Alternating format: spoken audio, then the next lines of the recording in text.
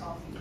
I think overall it's just the environment that the girls are able to give me. I feel comfortable, I feel confident, with them by my side. So a huge thanks for them supporting me, whether I'm here, whether I'm elsewhere, but just the welcome back is, feels good. Thank you. The floor is open for questions.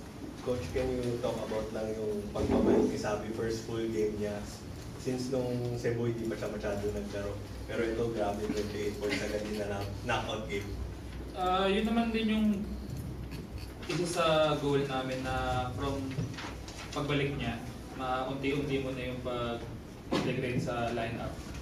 At the same time, ganoon din kasi yung respect namin sa Zeus, lalo kala Jog na ilang games na nagpo-produce ng double digits. So, yun na yung pinaka-hinanap namin na pangontra talaga, which is yung Kesab.